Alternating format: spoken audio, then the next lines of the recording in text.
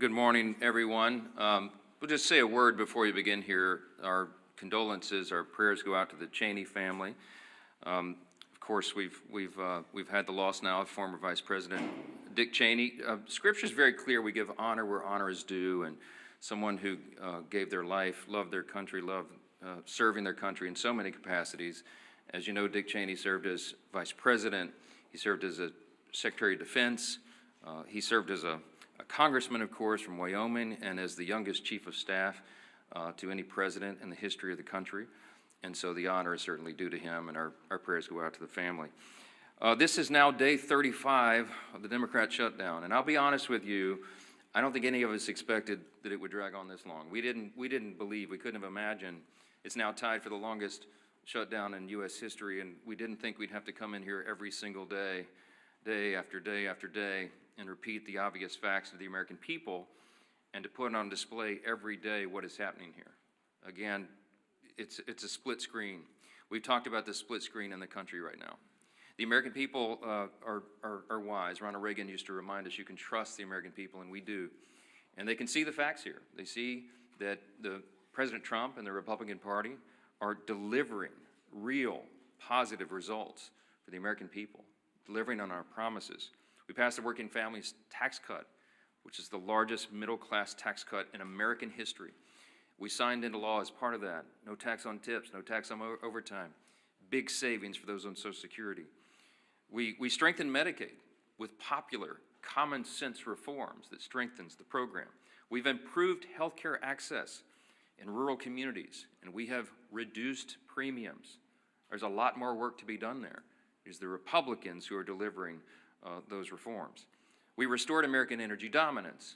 We got the border crisis solved. We are reducing and handling the crime crisis in city by city around America. And we have restored peace through strength. That is on one side of the screen. Over the past 34 days of the shutdown, the Republicans have been the only ones working in good faith to end the shutdown and get everyone paid and get the services flowing again. And we have voted that way 14 times. That's on one side of the screen. On the other is the Democrats. And it's such a stark contrast. Because in the last 10 months, the only thing that party has accomplished for the country is to shut down the federal government and cause this pain. The past 5 weeks have been painfully clear that Democrats are not interested in doing their most basic job. And we explained here yesterday, all of this is motivated by one thing and one thing alone. The Schumer shutdown was never about health care or any other policy that they claim now. They can't even decide amongst themselves what it was about. Some have said it's the Seinfeld shutdown because it's about nothing. But I'll tell you what it is ultimately about, truly, and this is something that can be demonstrated and everyone here knows it's true. As I summarized yesterday, the Schumer shutdown was never about health care or any other policy. It is about fear. It's about fear. Right now, the Democrats fear political retribution from the far left activists in their party more than they fear the consequences of keeping the government closed for weeks on end. They fear political retribution from far left activists more than families going hungry and workers missing paychecks. That is a fact that they are demonstrating day after day and vote after vote. It's gotten so bad for them that even their traditional allies are losing patience now. The head of the Teamsters Union had a blunt message to Democrats a couple of days ago. Quote, "American workers are not bargaining chips. Senators need to stop screwing around and pass the House-passed clean short-term funding bill," unquote. And it's not just the Teamsters, as you know. AFGE, the largest union of federal workers, had the same plea.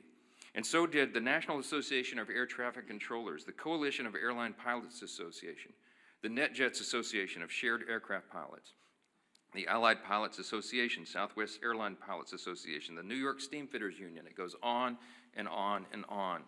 These organizations have traditionally backed the Democrats for decades. That has been true. They represent tens of thousands of working Americans, all these associations together. And now they're calling on the Democrats to drop their partisan demands and reopen the government. Stop inflicting this pain on the American people because you are afraid of your far left base. And how did the Democrats respond to all this? They're gaslighting the American people and even their own base. The truth is the Democrats have lost touch with working Americans because they've simply stopped listening and stopped serving them.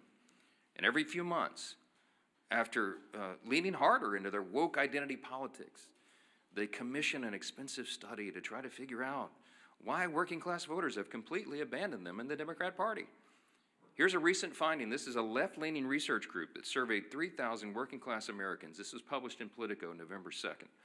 Quote, this is the finding: working class voters perceive Democrats to be woke, weak, and out of touch, too focused on social issues, and not nearly focused enough on the economic issues that impact everyone every day, unquote.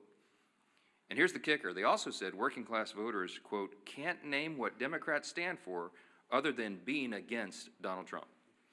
Well, good luck with that as a message to the people. Of course, you don't need a months-long study to tell you that Democrats are woke and weak. You simply need to look around. As the Democrats continue to pander to their radical base of affluent progressives, President Trump and Republicans are building a new multi-generational coalition of voters that is grounded in common sense. Since November 2024, Republicans have welcomed record numbers of Hispanic and Latino voters, Black and African American voters, Jewish voters, union workers, young people, all these different segments of the population, and they came in large numbers. People everywhere can see clearly who's fighting and voting here every day and delivering for them. And I'll say this clearly to every hardworking American in any place who's missed a paycheck, anyone who has been made to suffer because the services, the health services you rely upon, or the food and nutrition supplement for your family, anyone who is hurting, you have a home in the Republican Party. You have people here who are elected by their constituents to come and do their job, and they do it. They're voting to support you, to make these programs available, to ensure that the people in need have them. And the Democrats, by stark contrast, are doing the exact opposite. With federal workers entering their 5th week without a full paycheck, Democrats ought to be taking a hard look in the mirror. Will they continue to bend the knee to their radicals who run their party? Or will Democrats finally do something to serve the working Americans they abandoned long ago? As we said here all along, and every day we come in and tell you the same thing, Democrats made the deliberate choice to shut down the government, and only Democrats can put an end to this madness by making the deliberate choice now to reopen the government. Today is a big election day. In these blue states, we certainly hope for a surprise, but I mean, it won't be a big surprise if the front runners, the Democrats, the radicals, win some of these elections. We're watching New York City very closely, as you all know, and so is Chuck Schumer and Hakeem Jeffries. And they're terrified that the Marxists are taking over their party, and the evidence today may show that that is true. Now, until Democrats decide to do the right thing, we expect working Americans to continue to flee the Democrat Party and find a home with the Republicans, and we welcome them with open arms, and we'll keep fighting for them every day. And one of the people who is fighting every day and doing an extraordinary job in the cabinet of this administration, this historic administration, that has accomplished more in the first 9-10 months of an administration or Congress than arguably any in history. We have our former colleague and our dear friend who's on the side of American workers, and we'll address that today, Labor Secretary Lori Chavez de Reamer. We're happy to have you. Madam Secretary. Thank you. Well, thank you, Speaker Johnson, and it's certainly an honor to be here at the Capitol on behalf of this administration and this president. Speaker Johnson, I want to say thank you to you and my former colleagues. House Republicans did their job more than 5 weeks ago by voting for this continuing resolution. How do I know this? Because I did the same thing 5 different times when I was a member of the House. It was one of the easiest votes for me to take because you do not play games on the backs of the American people. It's the fundamental tenet that they elect you to do, and that is to keep the government open. That's exactly what I did. And now Democrats are not choosing to represent their constituents and the American people. What does a shutdown do? 42 million Americans are going without their SNAP benefits. Air traffic controllers are working around the clock to keep Americans safe, without sleep, without paychecks, and they are required to do their job. Small business owners are not getting $4 billion in small business loans to keep their doors open.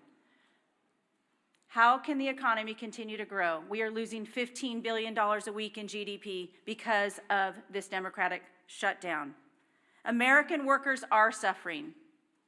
Prominent unions are speaking out. Our friend Sean O'Brien, as the speaker said, was at the White House begging Senate Democrats to open up this government. American workers, 1.3 million Teamsters are represented by Sean O'Brien. He mentioned they cannot be used as political pawns. But you know who's being used as political pawns? The Teamsters by these Democrats. Because they will go to the Teamsters and they will ask them for something, and now they're not going to answer that call.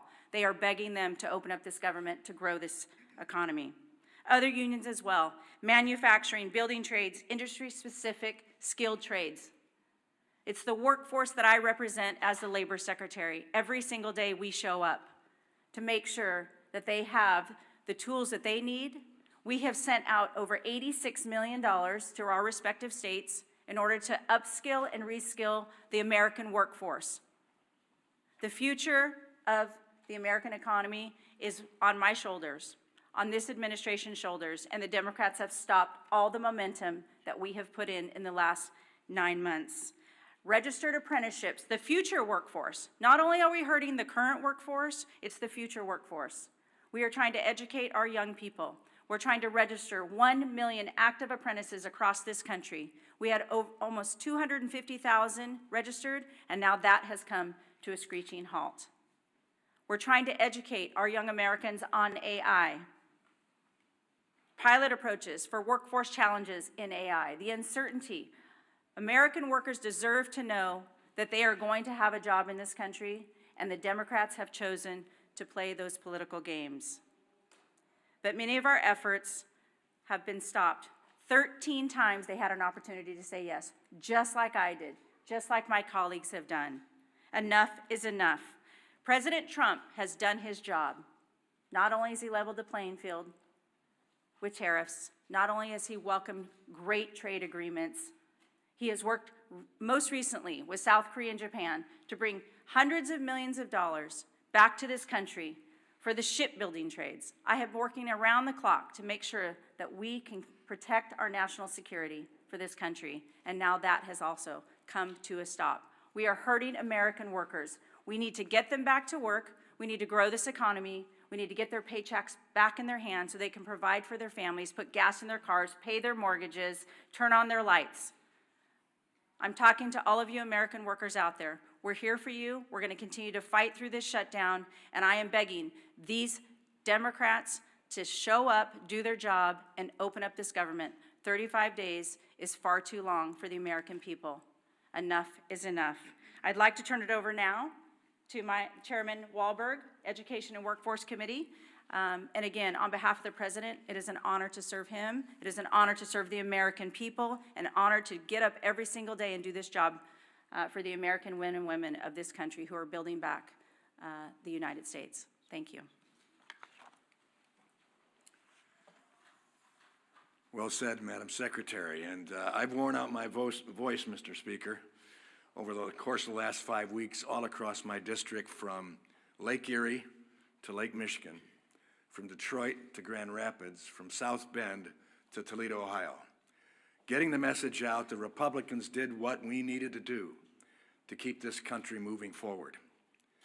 We were willing to negotiate on everything and anything, but do it in a way that doesn't have a punitive impact upon the citizens we are so privileged to serve. And Madam Secretary, we're looking forward to Workforce Pell being initiated and getting more people trained for the workforce for the jobs that we need.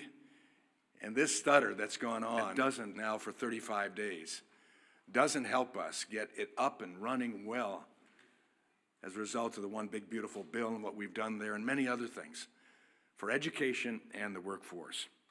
It's now been over a month since Democrats shut down the government, and the American people are feeling the impacts. Workers and families don't know when they'll receive their next paycheck. Service members and men and women who keep us safe may not be able to feed their families. Air traffic controllers are working double shifts along with TSA that I greeted last night and thanked for working without a paycheck in sight. These are proud Americans who are working hard to keep our communities running, and the Democrats are making sure they won't get paid. The Democrats are making sure they won't get paid. Did I make that clear? We've tried to do that all across the media networks in Michigan, and I think it's working. Similarly, businesses across the country are facing mounting uncertainty. Groups like the Job Creators Network and National Restaurant Association are raising the alarm about millions of workers and businesses at risk of closing because of the shutdown. And according to the American Hotel and Lodging Association, the economy loses $31 million per day from lost hotel revenues. Virtually every sector of our economy is hurting because of this foolhardy Democrat shutdown. And since the start of the shutdown, more than 4,800 small businesses have been unable to access the Small Business Administration loans. I've sat with some of those businesses. I've heard their concerns. I've heard their desires to expand their business, but they can't get the applications filled out, further restricting businesses' ability to grow, potentially forcing others to close permanently. What's more, this shutdown has disrupted the data that drives the economy. Jobs, prices, paychecks, the data that guides it all has stopped flowing, and that is hurting workers, families, and job creators. In my home state of Michigan, we're losing more than $360 million in economic activity every week, week upon week. That means every week workers, job creators, and communities lose out on chances to thrive as families struggle to put food on the table. But Democrats don't seem to mind. We've all heard House Democrat Whip Catherine Clark's interview describing the suffering of families as leverage to remote health care to illegal aliens. And then there's the Senate Democrat leader, Chuck Schumer, in his comment that every day gets better for us. How cruel, how unfeeling, how uncaring. Clearly, the Democrats are so wrapped up in DC politics, they've forgotten what really matters, helping the Americans thrive. Now, labor unions, as the speaker pointed out, who overwhelmingly supported Democrat politicians and left-wing causes, are calling for Democrats to vote for the House Republican passed clean continuing resolution. We passed it. We funded government. We didn't shut it down. The American Federation of Government Employees, Steamfitters Local 638, Teamsters, and pilots unions are calling for the government to reopen because livelihoods are being crushed. Our nation's children are being impacted too, and I'm concerned about that. Some Head Start programs, some of those small little seats that I've sat in, hearing about what good work is done for these families and kids. Head Start programs, because of the Democrat unfunding of them, will not receive federal grants despite being the only option for many low-income families. That will lead to disruptions that will force families to go without child care as programs face dwindling funds or go without funding entirety. We funded it in the House. The Senate Democrats need to do the same. If the COVID-19 pandemic taught us anything, it's how bad any disruption to a child's life can be. Long-term school closures exacerbated learning loss and caused skyrocketing truancy. How long do the Democrats need to keep our government shut down before they see the real harm they're doing to Americans' children? The Democrat government shutdown has gone on far, far too long. And the longer it lasts, the worse things get for the American people. This is the first time in history, if you might be reminded, the first time in history a political party has shut down the government over a clean CR. The Democrat petty partisanship is hurting workers and families across the country. The shutdown is also showing Americans just how far the Democrats will go to promote their out-of-touch agenda, even if it means holding the American people hostage for more than a month. America's workers, families, unions, and job creators have all spoken. Chuck Schumer, pass the clean CR and reopen the government immediately. I hope the Democrats are listening, at least 5 of them. Republicans have listened and voted to fully fund the government, coming on 15 times as of today. It's time for 5 more Democrats, including my 2 members from Michigan, to vote the same way. For the children, as Nancy Pelosi has famously said. Do it for the children. Do it for Americans. I now am pleased to turn over the podium to a great leader, Leader Scalise. Thank you, Chairman Walberg and Secretary Chavez-DeRemer. It's great to have you back here in the House. I'll start by joining in with what the Speaker said and extending my condolences to the family of Dick Cheney. Of course, served 8 years as President George Walker Bush's vice president, served in so many other important roles in government, started as a member of this House of Representatives, and lived an incredible life, and we mourn his passing and extend our prayers to the Cheney family. As we look at potentially another vote today in the Senate to try to have a breakthrough to open up the government, let's remember when the Senate votes today, they're not voting on some big, massive omnibus bill, a bill that resolves all of our differences. You know, if you're one of these Democrats, and it only takes 5 to get this government back open, and you're struggling with this decision, do you offend your far left radical base? It's about to elect the new leader of their Democrat Party in Mondami in New York. Or do you stand up for the tens of millions of people around the country who are actually suffering? And if you vote yes today, are you giving anything up? What's in that bill? A clean continuing resolution that violates any of your principles? There's nothing. Again, that bill does not solve our differences. That bill just keeps the lights on. That bill just allows federal workers to get paid for the work that they're doing. Those that have to show up and work and keep our airports open. The air traffic controllers who are working under high, incredible stress in a normal time so that planes can land and take off safely with 150 plus people on each one of those planes, without worrying about the stress that as soon as they get off the job, they've got to go do a second shift as an Uber driver because they can't put food on the table because Democrats shut down the government. Hopefully they weigh that when they cast their vote today. And we see every day, of course, unfortunately, more and more consequences to the suffering Democrats are causing. We know on the SNAP program, 42 million people. And yes, the courts are trying to work with the White House to find ways to move some other money around. But as we know, even if they're able to move money around, it doesn't make that program whole. The only way to make the SNAP program whole is by Democrats opening up the government. It's real straightforward. You vote yes or no.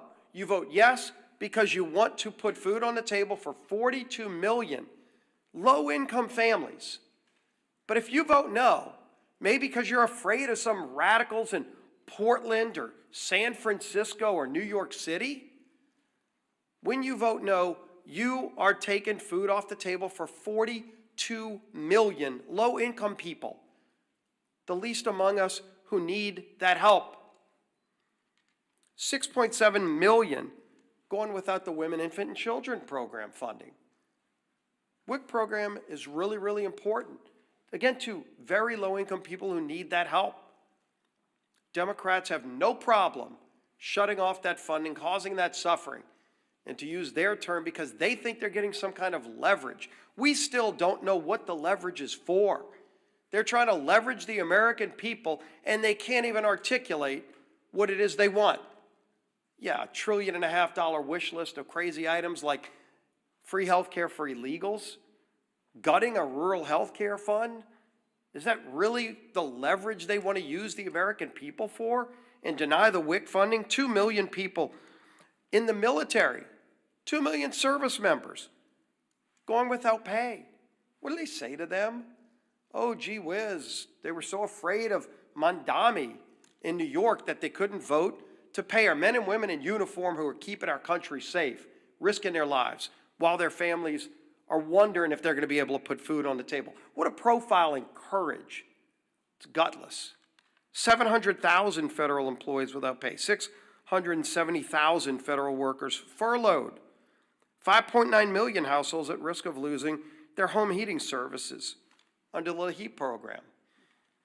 You know, we had Secretary Chavez-DeRemer talk about opportunities for young people that just want to learn through apprentice programs to get their start in life so that they can go and get a skill, a trade, maybe start their own small business. That's not going to happen while the government's shut down. And if those Democrats vote no again today, ask them to articulate why.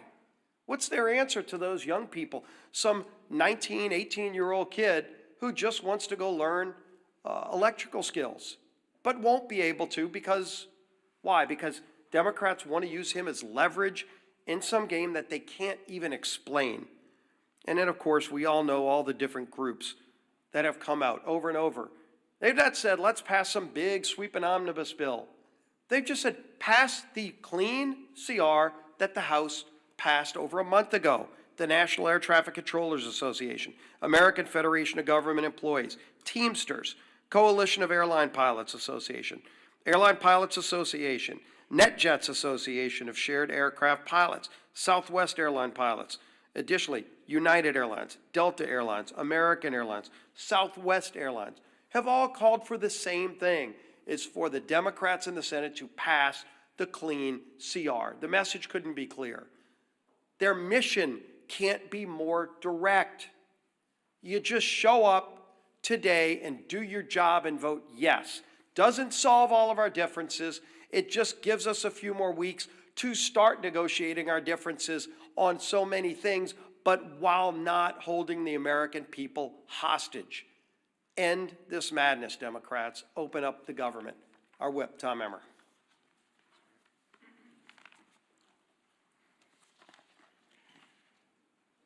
The Democrat government shutdown, spanning 35 days and still counting, is now tied for the longest government shutdown in U.S. history.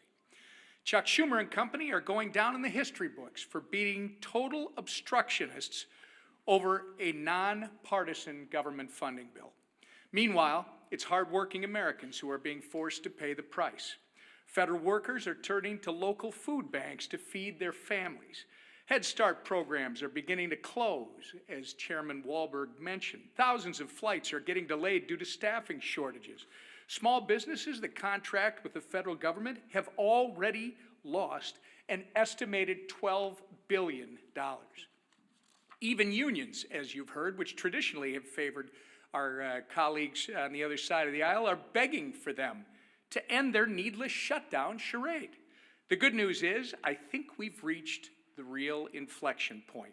Today is election day in several states, and we're hopeful that after today, the Democrats won't be as concerned about holding the line in order to appease the Kami Mamdani and Omar Fata wing of their party.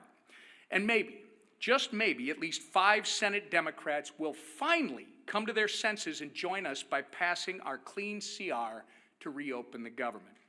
The ball is in their court. Republicans have done our job. The question is, are Democrats willing to put politics aside long enough to do theirs? I hope the answer is yes, sooner rather than later. The American people deserve better. Chairwoman McLean. Thank you. And thank you, Chairman Walberg and Secretary Chavez-DeRemer. It's good to see you again. Thank you for your words of wisdom. But again, here we are today, and I want to be very clear about the consequences of the Democrats' actions. 42 million Americans will lose their SNAP benefits because they voted to shut the government down. Air traffic controllers, TSA agents, and federal law enforcement officers are working without pay because they voted to shut the government down. Democrats have weakened our military, threatened families, and held hard-working Americans hostage. Why? All because they voted to shut the government down. And why did they inflict this pain? Because Democrats wanted leverage. Leverage to appease their radical base with more wasteful spending. And don't take my word for it. They've admitted this countless times. They're not even ashamed of this. And today we'll prove it again when the largest federal workers union called on Democrats to end the shutdown. What Democrats do? They still voted no. When air traffic controllers unions asked them to support the clean CR to make sure that the government stayed open, Democrats voted no. And when nearly 500 small businesses and travel organizations warned the shutdown is crushing them, what Democrats do? They voted no. But the socialist wing of their party wants government-run health care, taxpayer-funded benefits for more illegals, and another $1.5 trillion in wasteful spending. That's what your Democrats want. Enough is enough. We aren't going to let your socialist base call the shots. To every Democrat watching, hear me when I say this. It is time to stop holding the American people hostage. Just because you are being held hostage by your socialist base. End the shutdown, end the pain and suffering for the American people of which you represent, and end it now, please. All right, thanks again, Mr. Chairman, Madam Secretary. I know you all are busy. We're glad you're here and grateful to have you. Let's take some questions. Front row, front row. There's been reports of bipartisan talks from senators to reopen the government, to move forward on ACA votes. Are you or other top House GOP members in the loop with these conversations? Are you present in these meetings? No, not present in the meetings. I know about it, as much about it as you do. I know there are, we hope, we pray, a handful of moderate and centrist Democrats left among the Democrats in the Senate, where the whole country is counting upon them. I have said here, I do not expect that Chuck Schumer or Hakeem Jeffries will ever vote to reopen the government. I don't think that they're willing to face the wrath of the leftist base. They see what's happening in New York City and in their state of New York, and they're terrified by that. I mean, we've made that very clear, and I think the evidence speaks for itself. So we're going above the heads of the so-called leadership, and we are appealing to the consciences of a handful of people in the Senate who want to do the right thing and just stop the pain for the American people. And we pray that today is that day. Maybe tying for the longest shutdown in history is something that they can claim as some sort of success. But it's sickening. It's sickening to see a political game being played. We're not playing a game here. We never were. Back on September 19th, to remind you all again, we passed a clean, nonpartisan CR that's 24 pages in length, had not a single Republican priority on it. Why? Because we did it in good faith, because we didn't want this eventuality to occur. We knew it would be too painful for the people, and that's why we've always done the right thing, as everyone has said over and over. Now they won't, and we all know why. Yes, sir. No.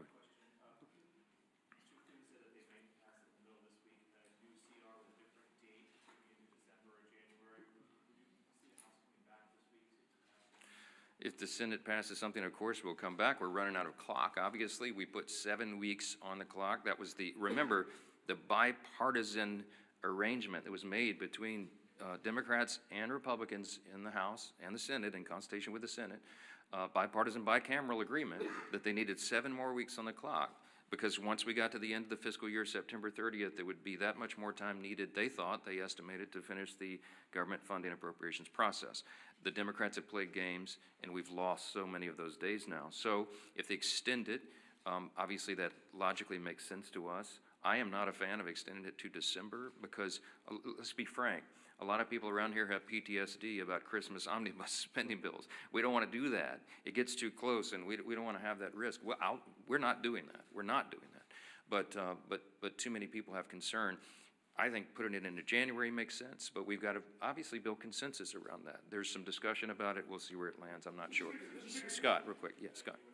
Speaker, you referenced the passing of Dick Cheney earlier, who was arguably the most powerful vice president in our lifetimes. Obviously, he had a complicated relationship with President Trump in his later years, as did his entire family. But he served, I think, 3, maybe 4 presidents in the White House and in some of the top roles. Do you have any personal reflections, or did you have any interactions with Cheney as you were sort of coming up in Republican politics in Louisiana? And do you think, are there any plans for him to lie in state here at the Capitol where he served? Well, this all, just was announced this morning, so there's not been any discussion about that yet. My interaction with him personally was limited when I was a freshman in Congress, and the 115th Congress came here in January 2017. One of my classmates was Liz Cheney, and we were in the same class. And I think I met her father for the first time with her personally. And of course, I was honored to meet him. At the time, everybody was aligned on the same page on everything. And I, admired what he had done in Republican politics to that point. And I meant what I said when I came up here and began this morning, that even when we have political differences with somebody later in life, you have to honor the sacrifices and the service they gave to their country. And we certainly do that for the former vice president, and our prayers go out to the whole family. So, yeah.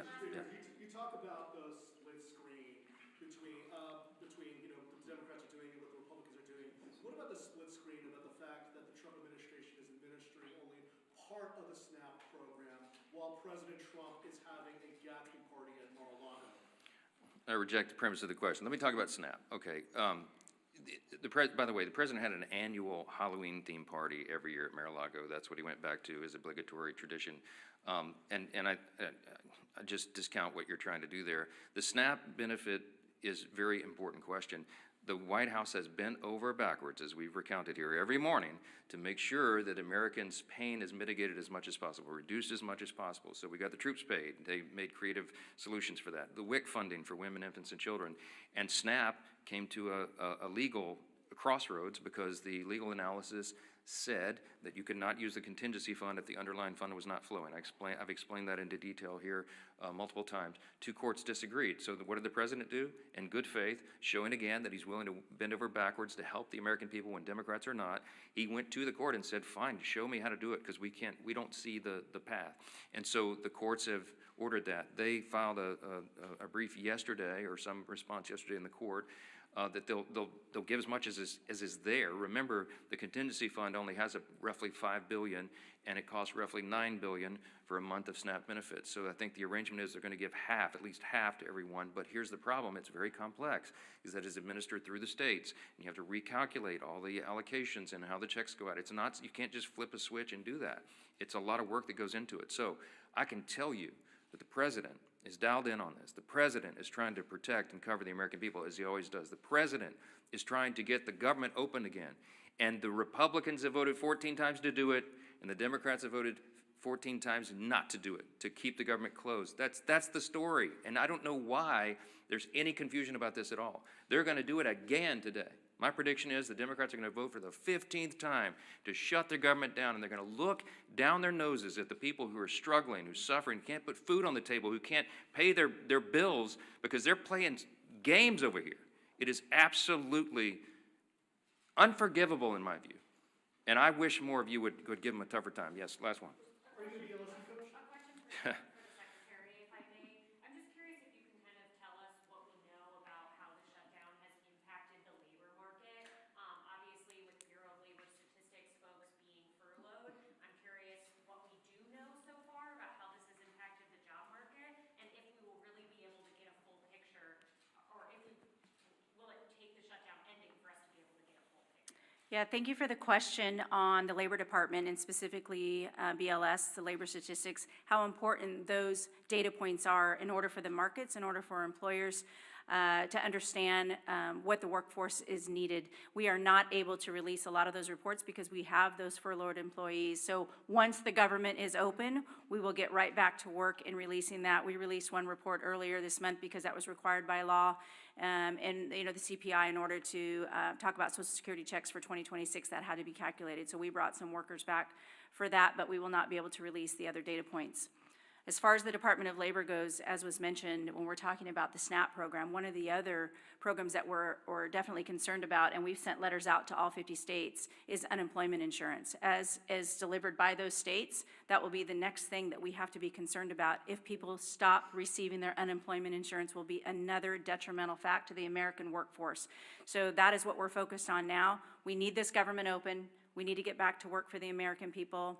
The American workers deserve to know where their next paycheck is coming from, and the American economy deserves the American workers there. So yes, this is impacting the labor force. I would imagine we're going to see more and more things every single day that this government is shut down.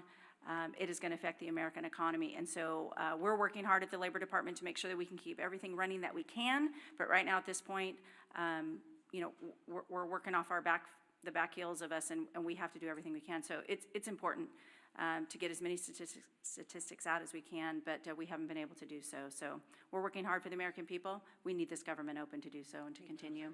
Thank you. Real quick, do you support ICE raids in districts like Speaker Johnson's district and the Republicans up here on stage in the agriculture and hospitality sectors? Well, one of the things we focus on is all of the programs in order to support the American people. Certainly, the president has been clear. We secured that border. We're going to continue to work on behalf of this administration to focus on the American people, American first policies, and the American workforce.